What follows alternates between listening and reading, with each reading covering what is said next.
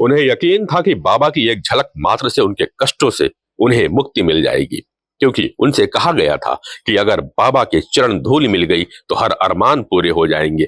बाबा के सत्संग में हाथरस जिले से ही नहीं बल्कि दूर दूर के गांवों से, कस्बों से, अन्य जिलों, हरियाणा, राजस्थान, मध्य प्रदेश आदि राज्यों से भी कोई 2 से 2.5 लाख लोग जमा हुए थे।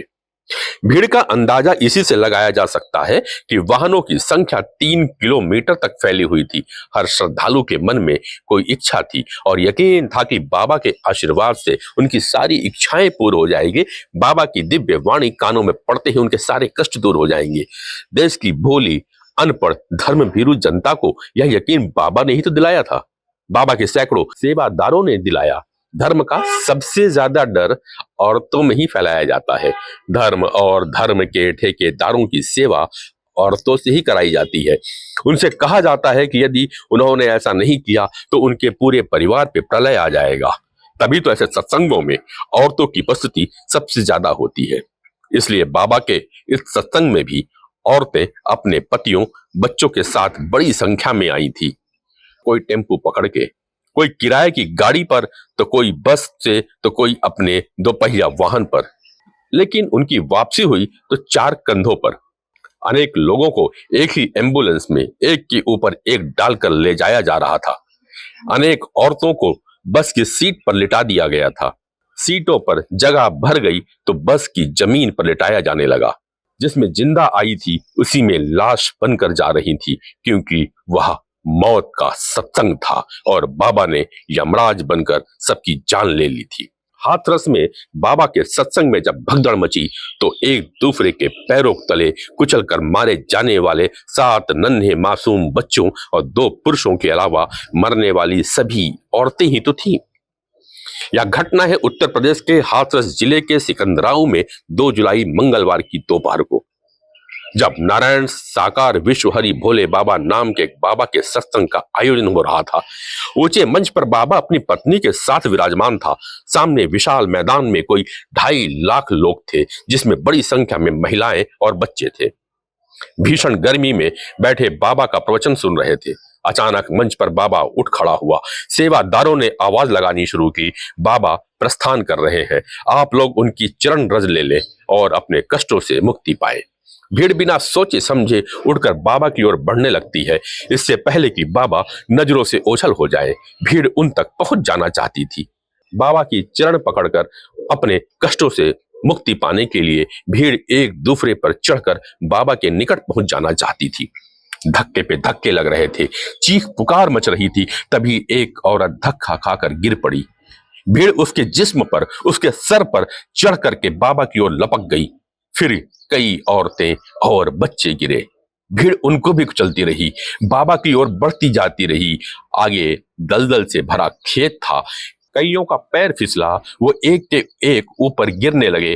पीछे से उमड़ रही भीड़ ने कोई परवाह नहीं की, वो तो बस किसी तरह बाबा तक पहुंचने के लिए अपना पूरा जोर लगा रहे थे।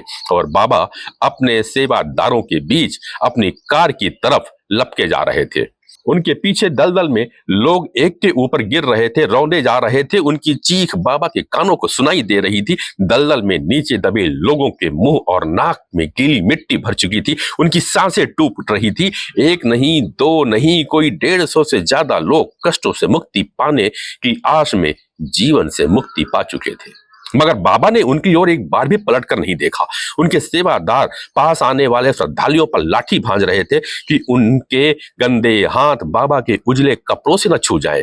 उनकी लाठियां खाकर कितने ही लोग घायल हो गए, कितने जमीन पर गिर गए और दूसरों द्वारा रौंद डाले गए। मगर बाबा इन मौत से बेखबर बढ़ता चला गया, अपनी चमचमाती कार में सवार होकर निकल गया।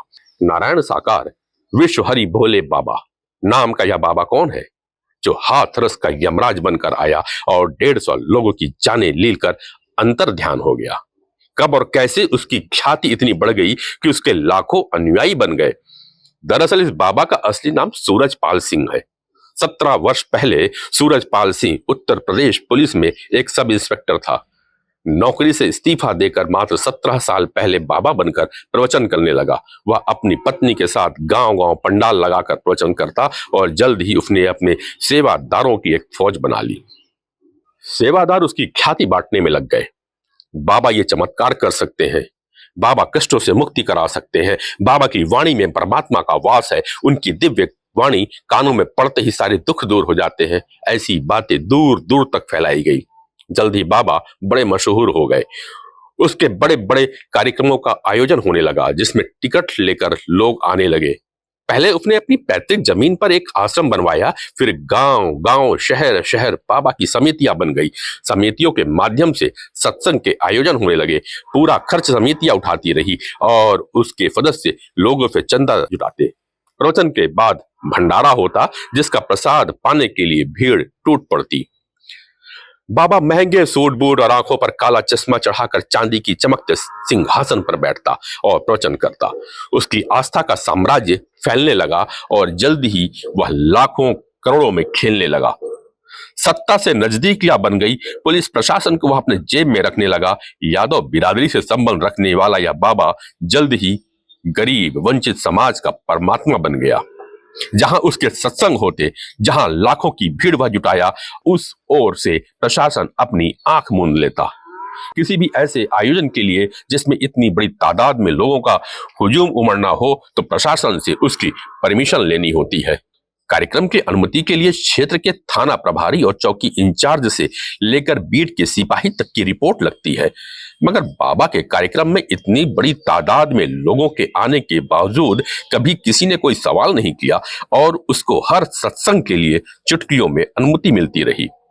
प्रश्न उठता है कि क्या हत्यारा केवल बाबा ही है या सरकार भी है इसकी जिम्मेदार? देश में आए दिन धार्मिक स्थलों पे भारी भीड़ जुटने लगी है। आए दिन इन स्थलों पे भगदड़ मचती है, एक्सीडेंट होते हैं और वे श्रद्धालु जो बड़ी आस्था लेकर आते हैं हादसों का शिकार हो जाते हैं, मारे जा रहे हैं, घायल हो रहे हैं, उनका अंग भंग हो रहा है, जीवन भर के लिए अपंगता का शिकार हो रहे हैं। मगर इससे सरकार की सेहत पे कोई फर्क नहीं पड़ता। 140 करोड़ में से कुछ हजार या कुछ लाख कम हो जाएंगे तो गम क्या है? लेकिन उस मासूम बच्चे की हालत देखो जो हाथ में दूध की बोतल लिए दलदल में अपनी माँ की लाश से चिपका बैठा है। उसका पूरा बचपन और किशोर अवस्था जो उसकी माँ की छत्र छाया और सुरक्षा में बीतना था, वह सहारा इस सरकार और उसके पाले हुए बाबाओं ने छीन लिया। उस बूढ़ी दादी से पूछो उसके दिल पर क्या गुजर रही होगी जो अपने 16 साल की पोती की लाश के पास बैठकर सोच रही है कि बेटा बहू पूछेंगे तो उनकी इकलौती बेटी कैसे मर गई, तो वह क्या जवाब देगी। उस आदमी से पूछो जो दोनों हाथ में एक एक बच्चा उठाए अपनी बीबी की लाश को टुकुर टुकुर देख रहा है, जैसे वह अभी उठ खड़ी होगी और कहेगी लाओ मुन्ने को मुझे दे दो, तुम कहां दोनों को उठाकर चलोगे।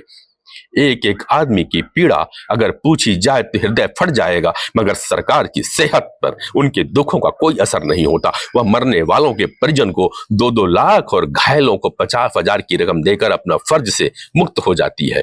हर बार हर हादसे के बाद ऐसा ही होता है और जब तक हम धार्मिक चक्रव्यूह से बाहर नहीं निकलेंगे तब तक ऐसा ही होता रहेगा।